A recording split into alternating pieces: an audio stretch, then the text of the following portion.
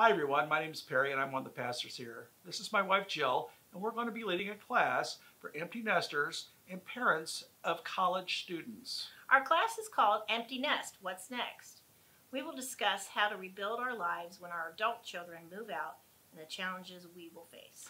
We will look at a biblical model that will enable us to cope with the demands of parenting adult children and also how to find peace, freedom, and joy in the process. We want you to walk away encouraged and with practical suggestions to the ever-evolving role of parenting. Some of our topics will be parenting grown adult children and learning to step back and occasionally advise. Finding our purpose in God's plan, loving your adult children unconditionally.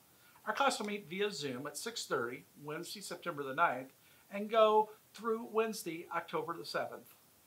You can use the link in the classroom description on your left to order the book. The book is recommended, but is not required. We hope you'll join us.